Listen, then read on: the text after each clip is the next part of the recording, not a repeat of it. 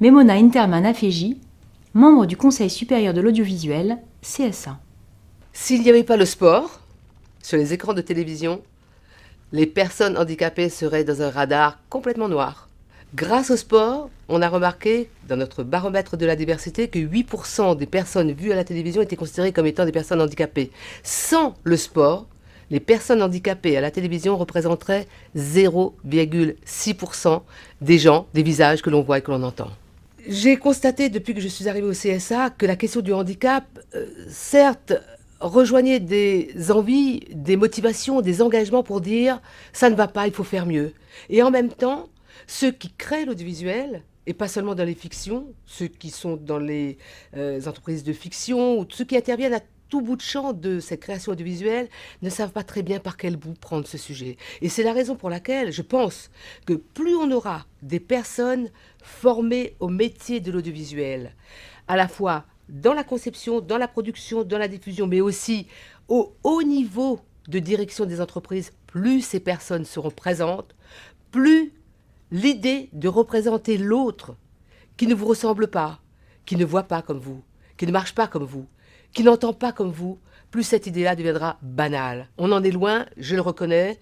J'appelle de mes voeux une action de terrain pour qu'on considère que la formation des jeunes est un pas indispensable. Sans une formation adéquate, ce ne sera pas possible d'avoir des réalisateurs, des auteurs, des monteurs. Tous ceux qui font de l'audiovisuel resteront des personnes inexistantes. Elles seront présentes dans les envies, elles seront absentes dramatiquement par leur manque de visibilité. La question se pose, et on me le reproche, en me disant oui, mais on n'a pas ça dans le vivier. On n'a pas ça quoi? On n'a pas des artistes, on n'a pas les journalistes, on n'a pas les techniciens. Ok, alors on commence. C'est pour cela que j'ai proposé la signature de cette charte sur la formation des jeunes dans le monde de l'audiovisuel. Je compte, j'espère que le ministre de l'Éducation va accepter ma proposition de signer cette charte. Pourquoi? Parce que 80% des jeunes personnes handicapées n'ont pas le bac. Alors c'est vrai qu'on pourrait dire, on va faire des contrats par alternance, on va faire de l'apprentissage, on va procéder autrement, puisque le problème est spécifique, on va procéder autrement. Ça avance lentement. Former des jeunes et les éduquer, faire en sorte qu'ils arrivent au bac en rang serré, par le biais notamment d'une signature du ministre de l'Éducation nationale, pourrait être un atout de plus. Que les entreprises de l'audiovisuel, dans le monde de la production, qui sont souvent très fragmentées, des toutes petites unités, se disent « Allez, on se tient par la main, l'union fera la force, on va être beaucoup mieux disant à proposer des actions concrètes », voilà une initiative qui illustre bien la possibilité de faire ensemble, en poussant un peu les murs et puis en innovant.